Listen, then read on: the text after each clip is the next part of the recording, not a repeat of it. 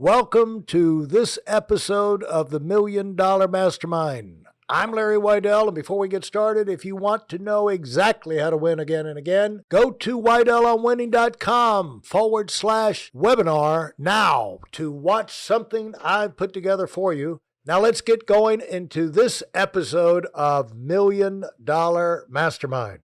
I'm here with David Landrum, and David is talking to us from Jackson, Mississippi, and enjoying the air conditioning. Thank the Lord. Praise the Lord.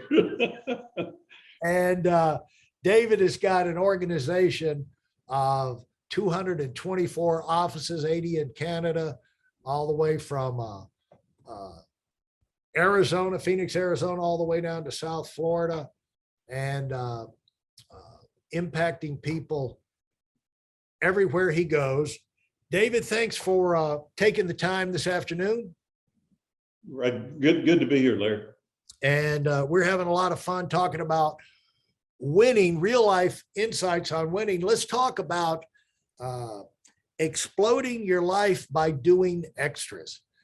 So many people, this has to do with the idea of not only bloom for your planet, or think about the phrases of servant leadership, like look for places where you can make an impact, but also look for places where you can expand your business. And a lot of times people get, it is important to learn how to say no, but you don't you're never going to grow if you say no to everything. The fear of overcommitment, most people are run ragged.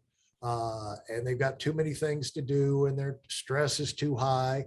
That's right. But, there's a certain amount, there's healthy stress too. If there's a stress of putting pressure on yourself to grow, to do bigger numbers, to get more efficient, and also to eliminate stuff in your life that really doesn't need to be there. In your diet, in your schedule, in your things you're spending money on, and who gets your time. And so the thing is, David, as you add in opportunities come along, you don't want to say no to everything, because those extra things like,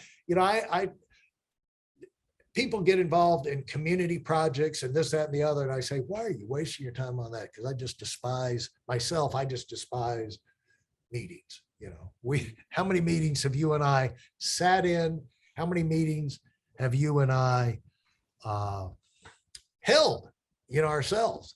And so the deal is you get meeting fatigue. But on the other hand, if it's with new people, if it's in a worthy cause and it's something where you can make an impact, chances are you're going to find some like-minded people there. You're going to learn some things. You're going to have some experiences that will enrich you, and you can bring back into your regular family and business life and add some new inspiration. And so talk about some of the extra things that you've gotten involved in over the years. Yeah, well, first of all, there's, I don't know, man, I think one of the scripture I've tried to live by is kind of, Psalms 32:8, I will guide and instruct you in the way you should go. And I think really to me, as far as kind of looking to the Lord and asking, to me, I'm kind of bullheaded. So especially the word I will guide is kind of like a cow on a cattle chute.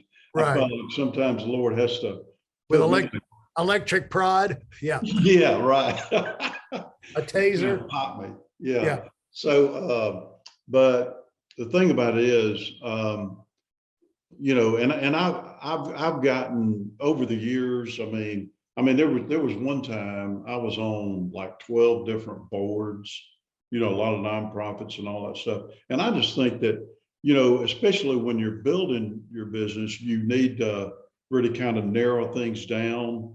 Right. I kind of like God, family, business.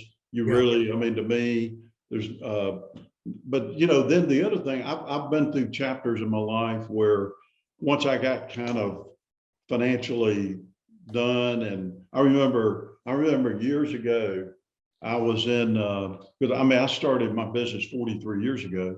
So I guess it was about 20 years ago. Jill and I, my wife and I, we've been married 44 years. So we'd been married almost a year when I started my business. But anyway, we were living on our dream home. I had a gardener. I had a guy that was running errands for us, a full-time housekeeper. And so anyway, we had this pool in our courtyard, and it was a beautiful fall morning. And I was in the hot tub. I'd gotten through working out. It was mid-morning, and Anthony, our friend who worked with us there too, and he bought me so I was in the hot tub, and he bought me a Perrier with lemon in it. And when he handed it to me, as he turned around and walked away, all of a sudden, so I was kind of kicked back, in other words, at that stage of my life. And all of a sudden, this thought hit me, and I know it was the Lord. And I just, out of nowhere, just came out of left field, said, a life of purpose and passion is better than a life of leisure and pleasure. Yeah. And that hit me. And I got out of the hot tub, went and found Jill. And I told her, I said, man, Jill, this life is not for me. I know that I'm not here for the hot tub. You know, I mean, how do you retire from purpose? And so I'm going to go, you know, I'm going to get refocused again. And, you know, so yeah. And then, so I think I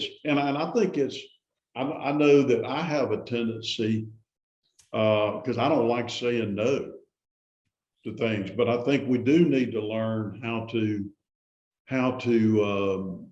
focus on more of the important things, and really kind of, you know, get out of the forest where we can see the trees, and kind of get up above your life and say, you know what? And that's where it's good too, to have a mentor or people that care about you, and that you can kind of bounce things off, because they aren't living in your world. And there's a lot of things that are probably real obvious to others that you don't even realize you're doing. So to me, that's valuable too, to have that. Now, where specifically, what would you say, did your life change? You know, any of these experiences that you look back and say, those were different makers. You know, I went in there, I saw some things, I learned, you had that light bulb experience. And then what did that trigger? You know, what came after that? You know, how do you get on 12 boards? You know, that. How do you what? How do you get on 12 boards? Yeah. Yeah. Like, you probably look back at that and say, what was I thinking? Yeah, I mean, that was a mistake. I mean, I remember going to board meetings and thinking, what am I, because I'm kind of like you. I mean, after so many meetings, I remember it became like a job, right? And so anyway, I'm on one board now, you know what I mean? So, but you know, then the other thing too, and I think back, there was a guy that I respected so much, Bo Adams.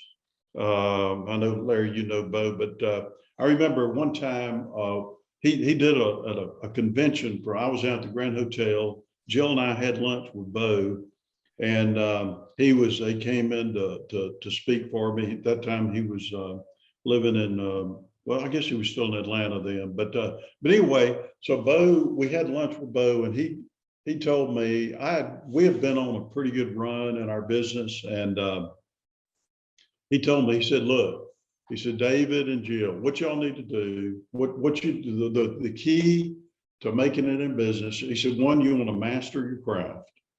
You want to get good. Right. You want to master your craft. And he said, the second thing is save money, right? Save money. And the third thing is stick with one thing long term, right? And it may be one field or whatever, but one thing long term. He said you have to fight boredom. right? Because once you get good at something and you get that cookie cutter exactness and you know what to say and you know how to say it, you know, you tend to think that you could do that anywhere you go, and that's not necessarily the case. Right. Absolutely. As a matter of fact, Mr. Smart here, myself, back in 08, 07, 08, Jill and I were guest speakers. We'd flown out to be guest speakers in Oklahoma to another organization. It wasn't part of my business, but anyway, and we were there, and I had gotten involved with politically. I was had started doing, you know, fundraisers for people that I believe in, and you know, and so all of a sudden, a friend of mine who was back then Secretary of State called me while I was in Oklahoma and said, "Hey, David, hey man, you know, the 3rd congressional seat, congressman," and he was a friend of mine, is retiring. And he said, "Man, you ever thought about, man, I think you would do good in politics." So back 07 and 08, I came home next week, had lunch with the congressman, started hiring his team, fundraisers, all this stuff. 07, 08, I ran for Congress. Oh, you did? And I was bored though. I mean, Yeah, right. You know, but so anyway, I just said, okay, I'll run for Congress, and we almost won. I had never ran for anything, but I look back on things like that, Larry, and I met a lot of good people, and it was neat. And I became the finance chairman for our governor for the last 8 years. So I've been involved politically, but you know, I look back on that and I'm thinking, well, I don't even know that, you know, boards, and, you know, when you get bored, a lot of times you do things that maybe you don't need to be doing, and where you really maybe, hey, go take a month off, get counsel, anytime you feel like you need to go do something else. Right. Well, again, just because you're good at what you're doing doesn't mean you're going to be good at something else.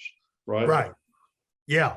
And that lesson cannot be overstated often enough, because we all have to learn it, you know, because we all feel like, you know, I can pull that off. I know how that works, but every situation is different. Every relationship is different. You know, the economy's different. Things that work, you know, we learned this in business, things that worked last year won't necessarily work this year. And one of the marks of successful leaders is they've got a lot of tricks in their bag and a lot of experience.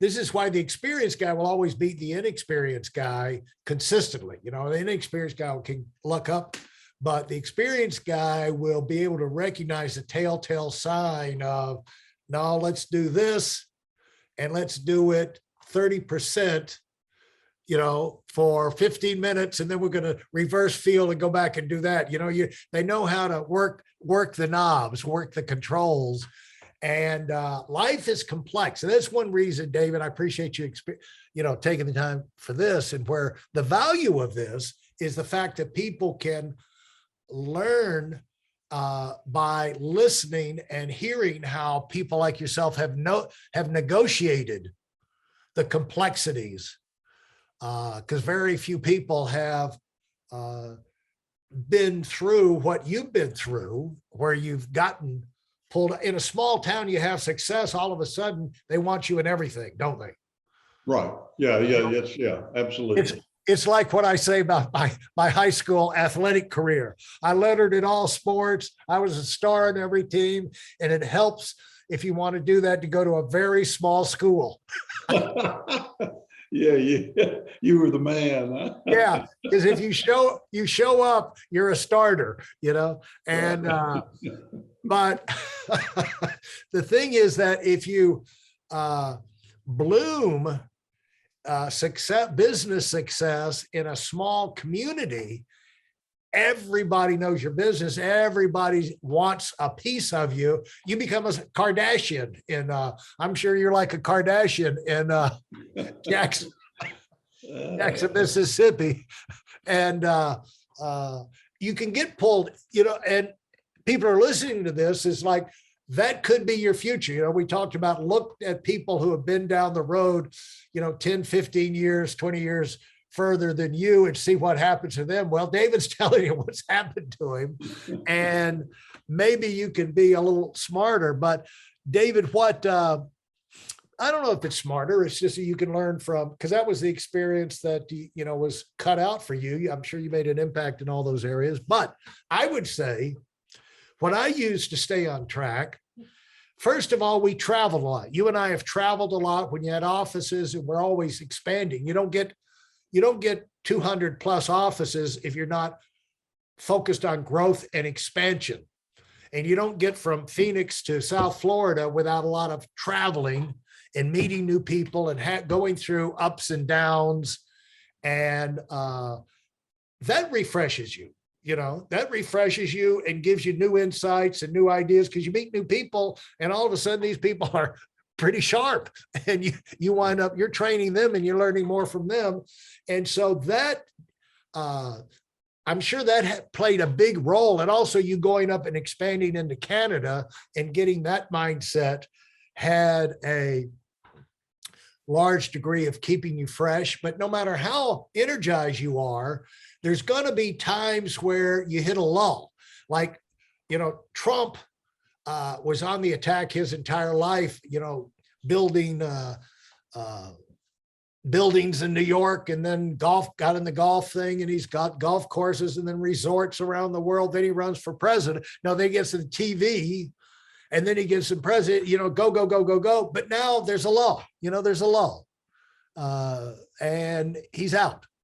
But he's doing different things, meeting new people, lining up the next thing. But there lulls always will come into your life, and you've got lulls will come in your life, and negative situations will happen. The economy turns against you.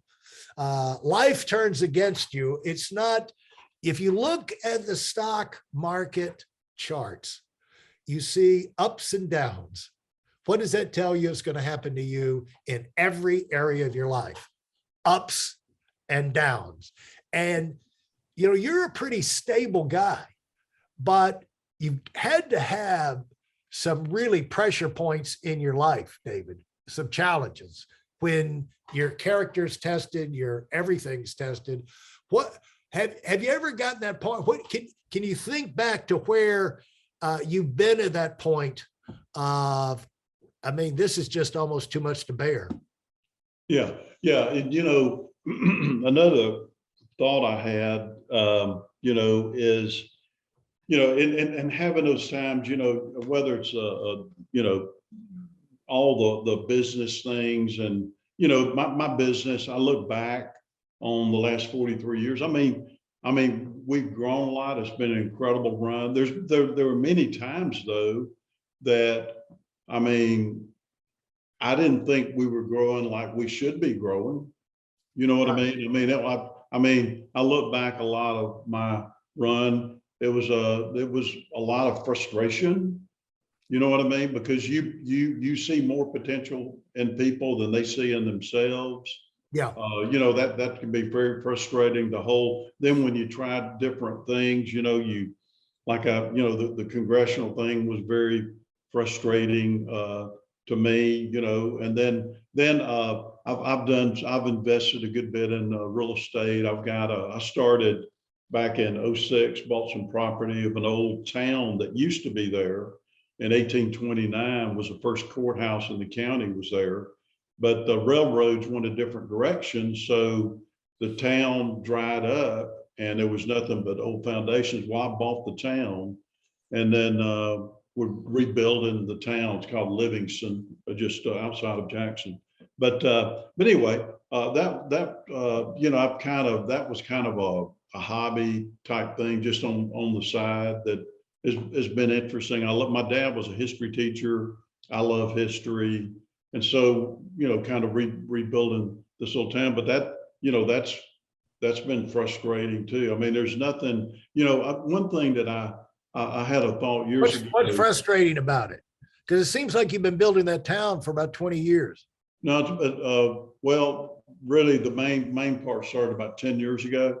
Yeah. But, I think a lot of it, that what's been frustrating, I bought in a You need to sell developer. it. You need to partner up with Disney and get them to come in. Yeah, maybe, so. Yeah, yeah. There, but I bought in a developer person out of state to help do it, but I didn't like the way that they had that. And there's another lesson there.